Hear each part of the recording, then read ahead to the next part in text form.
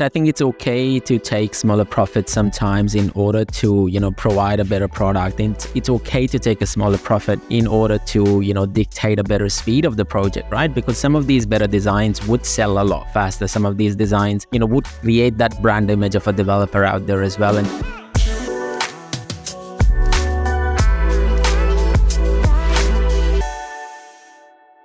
hello and welcome to another episode of Help Me Buy Property podcast. Today, we are going to talk about how to select a good product market fit when you're doing a development and why does a good design add a lot of value. We're also going to talk about, space usage and, the building envelopes and, does, building high and mighty means higher profits. Now, before we get into a lot of these details, let me introduce my co-host today, Emma Holmes. You must know Emma from the last episode, amazing episode that we did with Emma. Hello, Emma, to the show today. How are you? Hi, thanks for having me on again. And Emma, we are talking about product market fit today. Take us through. What does that really mean?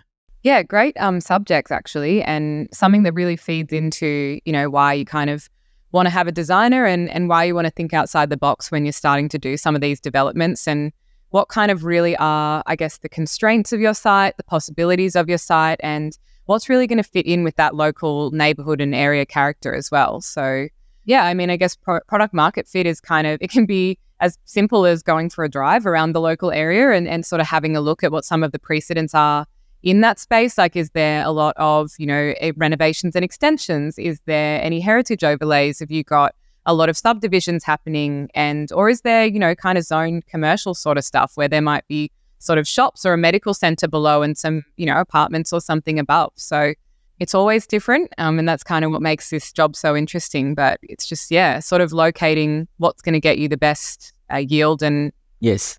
And look, I mean, if I take a step back, from my perspective, and I, discuss these product market fit requirements, with the architect, with the town planner, thinking about it from a builder, even from a resale perspective, right? You're talking to a real estate agent as well. What you're trying to basically think about is, what is going to sell in the right amount of time with the maximum possible value. Basically, that's what your aim is, right?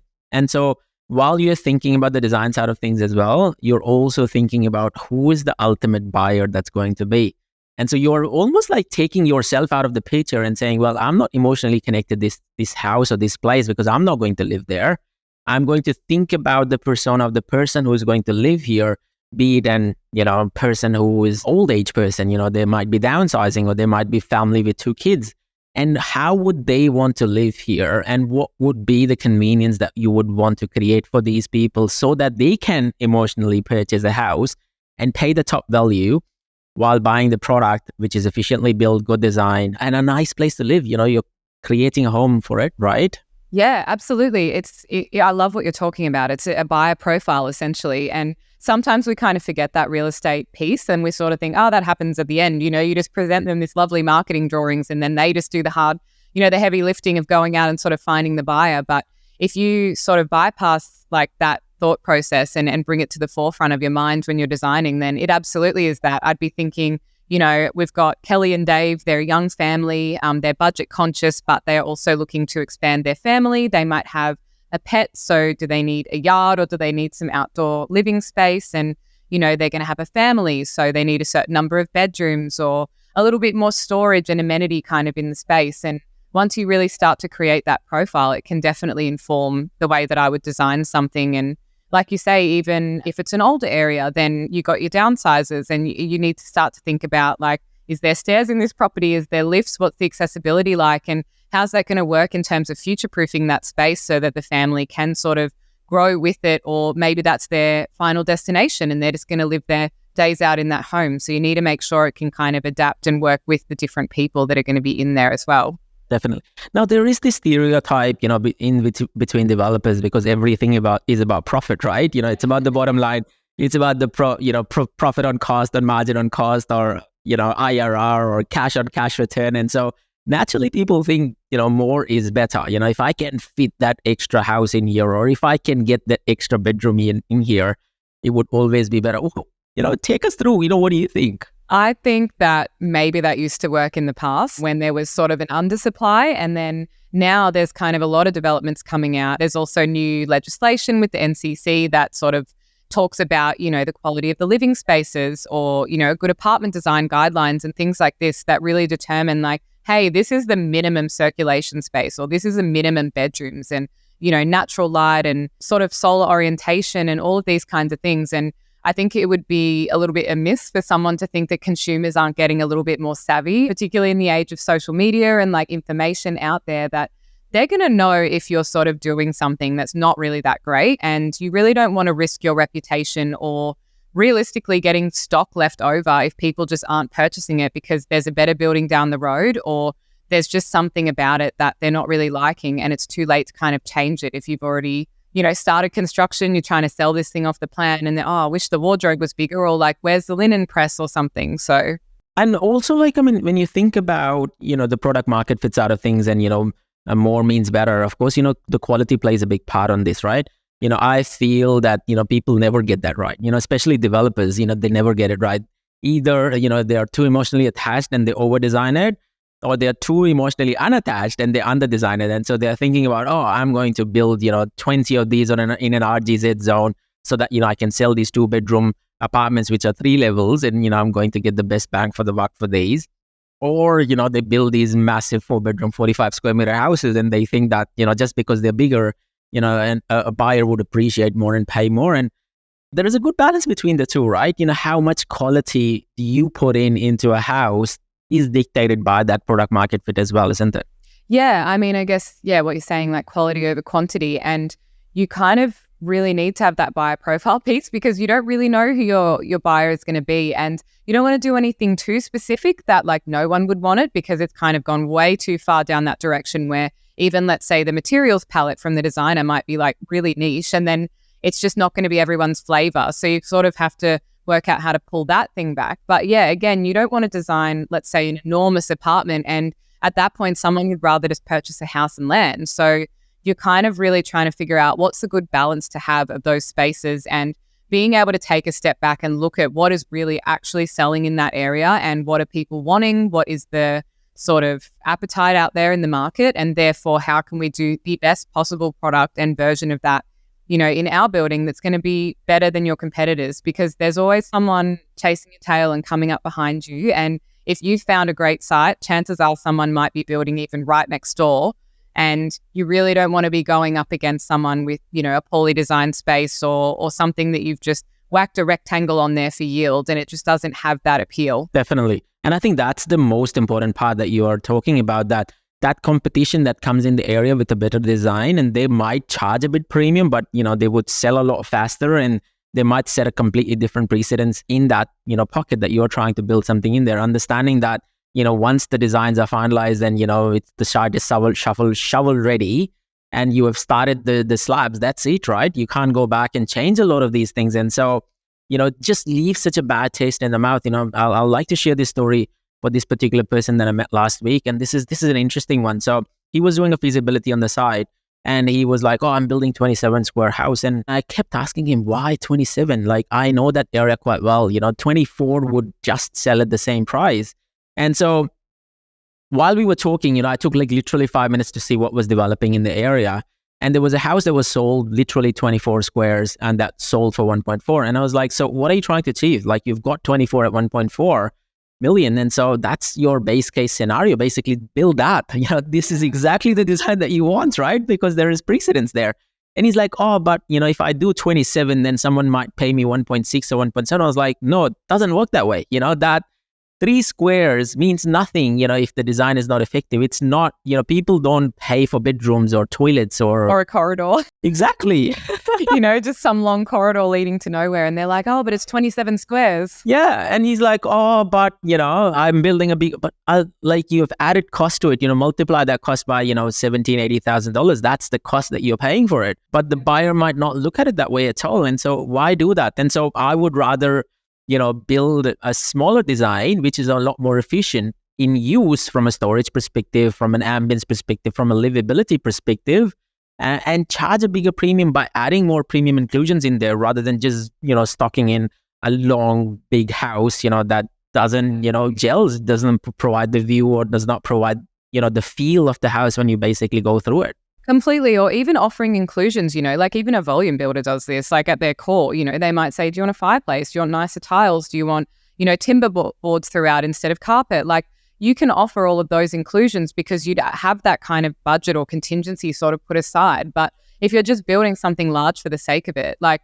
I always say to, developer clients that I've got, I'm like, it's not your house. Like I know that you are like falling in love with it and so am I. And I think it's great. And like, we're making this gorgeous space, but if I can pull this wall in, by a meter or something, it's saving us room and it's going to cost you less. Like I would advise, that we do it because it's just too big otherwise. It doesn't really make any sense unless like you say, that in that area, people are demanding, I want a bigger bedroom than a 3x3 for whatever reason. So definitely. And so I think space plays a really good and important part in a lot of these things, same with the design and, balancing it with the cost.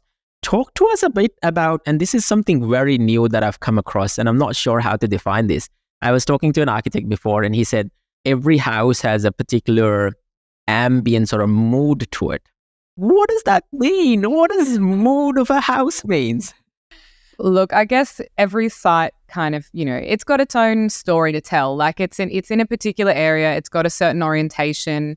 It just has a feel, like when you go out there as a designer, you really start to sort of paint a picture of what it could be and, what the yard is or what the laundry is and how you kind of live your life. And as I'm designing stuff, I always picture myself like when I get home and I walk through the door, like what's the first thing I want to do? Do I want to take off my shoes, put away my coat? Have I got kits covered in mud that I want to put in the laundry and, strip them and then chuck them in the shower and stuff? So I think the entire mood then starts to inform, where are we? Like if we're out in the Dandenongs, for example, the material palette might be much more cozy because you're sort of almost got that rainforesty sort of country feeling out there, whereas inner city is going to be a lot more slick. It's going to be modern. It's got that, kind of busy like urban worker feel to it. So I think each place definitely gets influenced by its context. So that flows through the design. And a lot of these things, comes back to the renders as well, right? People do the renders basically to dictate the mood as to, okay,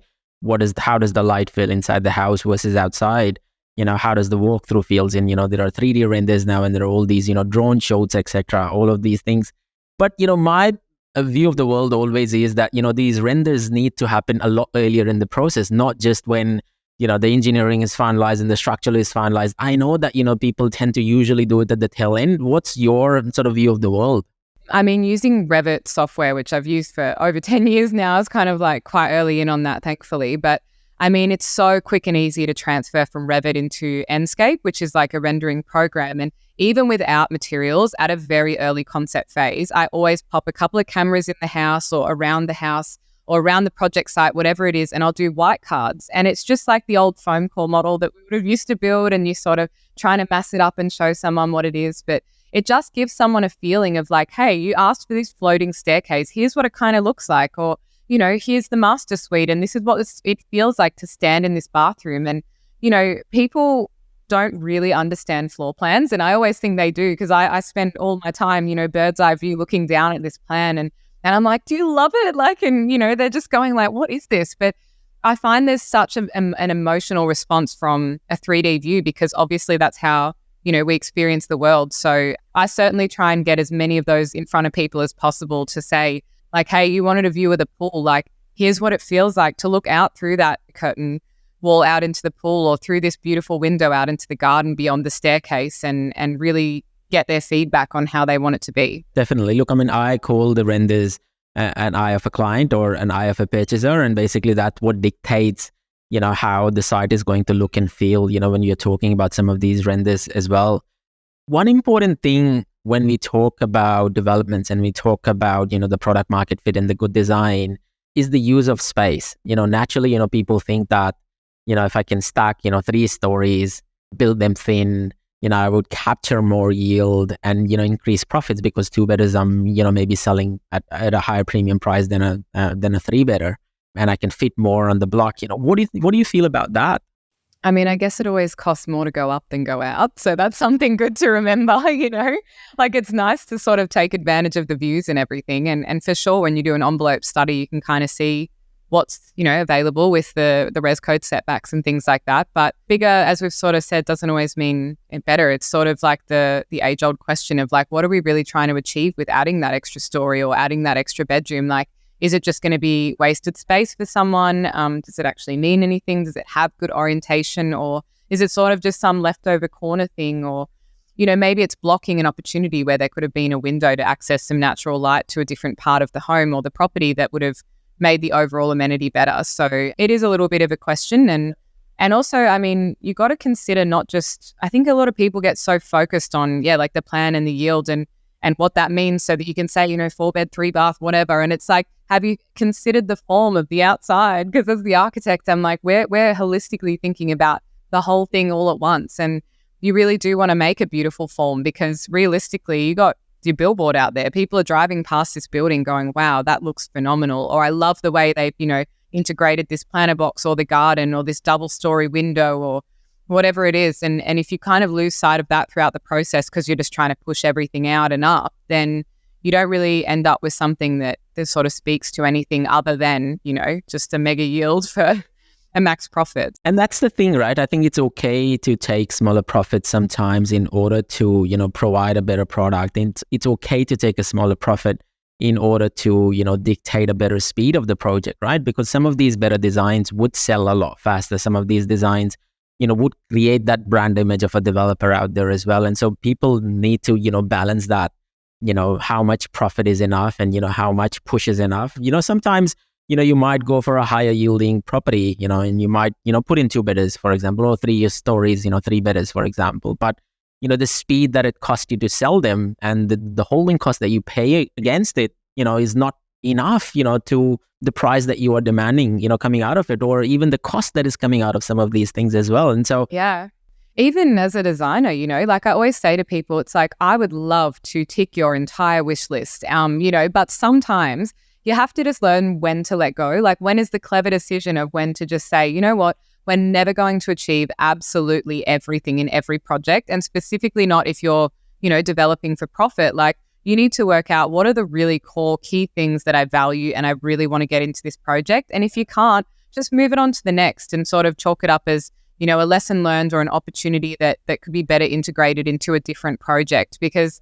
the last thing that you need, and it's something I do see, is everyone, has this Pinterest board and they come, whack, we want all of this stuff. And it's like, that's amazing, but it's a little bit overboard for, this one space. And if you kind of do the keep it simple principle whilst also just integrating really good quality design, then, there's always a next project, Definitely. And also, I think, one of the key learnings from my experience has been that it's easier to give a perception to make a place look a lot more luxurious than spending that money, right? Naturally people think that quality means more money. Quality means that, crazy amount of high finishes, necessarily not, right? A design can provide that wow factor and, and give you that illusion of, oh, this is a high quality home, whereas you're using basic inclusions in there as well, right? Oh yeah, great design will always trump, spending loads of money on an expensive tile or something like that. Like, absolutely, if you have a well-designed space that functions and is really efficient as well, then, you're going to just feel that in the space. It has a particular feeling about it because it's been spatially planned in the most perfect way. And I would sort of liken it to the old Kmart theory, it's like there are people who can make a beautiful home using really budget and affordable products because they know how to style them. I mean, it's kind of the same in design. If you have a really good eye for how to, style and design a space that really flows and works, then it's not always about having, the latest and greatest, unless it's appliances maybe, because I feel like people get a little bit funny about those. But yeah. Again, it's interesting, right? I think, there are, the Bosches of the world, and then, Smeg is okay, and, Westinghouse is okay. It just depends on how pedantic your persona of the client is, right? If you're building in Toorak, you're not going to use Westinghouse appliances, right? So I think it's just important to understand, who the market is and what sort of quality are you dictating, right? So quantity over quality, definitely, it's a balancing act when you play all of these things together. When you're thinking about the product market fit and the design and the speed and the profits, all of these things are almost like interconnected, and you're juggling like various different things at the same time to deliver that key profit for your own self. Yeah, and I mean, if you're developing developing yourself as a developer, but like you start to learn what you like and what sort of quality, you like to put into your projects and what relationships you're building with some of those suppliers as well. So that can even create efficiencies and speed in terms of running your next portfolio, because I've got repeat clients who they just prefer, let's say Smeg, for example, or Miller. And so straight away that I'm going to respecify those products in their next project, or I'll find the latest and greatest from that brand because that's something that they've already dictated that they're happy with. So, it's about sort of not reinventing the wheel every single time. You kind of really start to reinvent your flavor or your color palette or whatever it is, and then that can create efficiencies as well. Definitely. And also, like, when you talk about inclusions, it goes down to that level of detail, whether,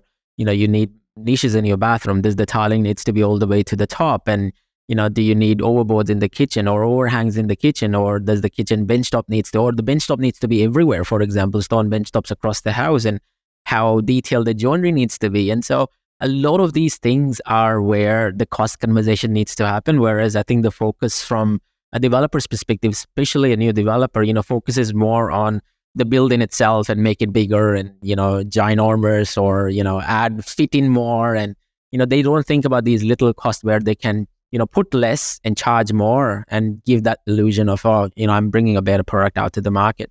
Yeah, and it's about having that knowledge, or at least guidance from your designer about where to spend and where to save and what's really actually going to matter. Like in flooring, for example, it could be a massive difference between the two products. And that's why I always really love to order in samples and have those kind of in-person workshop meetings where I'm like, get a look and feel of this. Let's go and see it installed in the, the manufacturer's warehouse, or go to a joinery showroom and have a look at a sort of pre-made or prefabbed kind of product versus something really custom built by somebody on site, and kind of get a feel for what it is that you think you want to do. And that way that can sort of better inform. But I also say, there's plenty of builders or estimators who offer an early cost price estimate at concept phase. And that can be as little as, $750 in some cases when I've done it. And you'd absolutely be mad not to have, somebody have a look. It's like quantity surveys, you want check-ins along the way to be like, here's where we're sitting for this. Where should we pull back, or where do we kind of have a bit more free reign to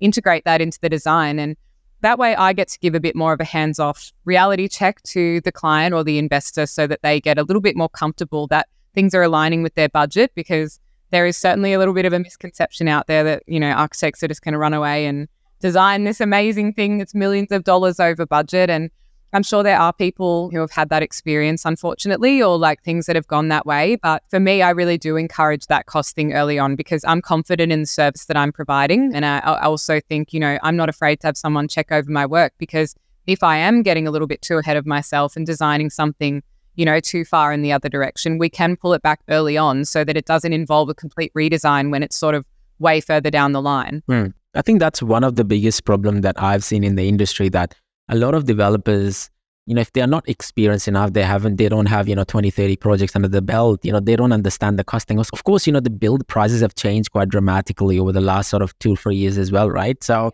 while you trust the architect, you're also trusting the architect with, controlling the budget side of things, right? And so, but the builder comes in so late in the piece that, by the time the structural is up, and the builder wants the whole world, right? They want the energy reports, the structural, the engineering, they want to know everything on working drawings before they actually, put the pen to the paper and say, this is what the quote is going to look like. And so estimators play a big role in giving a reality check as to, okay, this is where the price is going to be. This is where you're thinking from a ballpark, side of things. And, that puts a better controls in place, proactive controls in place in a lot of these projects still. Yeah, exactly. No, amazing. Thank you for sharing all of this. Any parting words in relation to the product market fit and why is good design is better than just quantity? Yeah, I mean, the product market fit, again, is just down to doing so much research and really taking your time to get to know the areas that you're looking at, and, the councils and the look and feel of exactly that neighborhood character that can start to inform what's going to make your product different and what's your unique selling proposition that's going to drag people to your development and really make it in demand, because again, if you're selling quite a few, then you really want to make sure that you're kind of getting those conversations and potentially even selling off the plan, which would be, the absolute dream. So you're not even sort of waiting to fulfill that at the end, sort of standing there with your finished product going do you like it? Someone take it, But I mean, I'm always going to advocate for good design. I think, again, having the right people in your corner makes all of the difference, and getting some of those costs and things up front will give you all the reassurance in the world that it's heading in the right direction and you're doing something really beautiful, because I think we're kind of lacking that. You need to put out beautiful things into the world. And I think there's a lot that hasn't changed in our industry in like the last, if you look at volume builders, not to sort of rubbish any part of the industry, but you look at those houses and they look the same. Like they have looked the same for the last 20 years. And it's so bizarre to me that they're not keeping up or like progressing in any way in terms of design and in involvement. So that's why I'm always going to say, if you go to a designer, like you're pretty guaranteed that they're just going to love doing something great for your site, and that's going to attract your buyers. So definitely. Look, thank you for sharing the wealth of information and knowledge, Emma. Do give a shout out to Emma on her socials. Emma, do you want to give a quick call out as to your socials? What is your tag? How can people reach out to you? Yeah, of course. I'm always up for chats. So if you ever want to book in a Zoom and have a little conversation, you can do so via the website. That's www.weareforma.com.au. And my Instagram is @weareforma. Perfect. Thank you very much. And again, look, if you have any comments, questions, or share your stories, please do jump into the comments. Jump on our socials, to share your own stories. Reach out to Emma or ourselves if you have any specific requirements in relation to your own site. Thank you for listening to us. Keep smiling, stay safe, keep investing. This is Moz and Emma checking out. Adios. Thanks. Bye.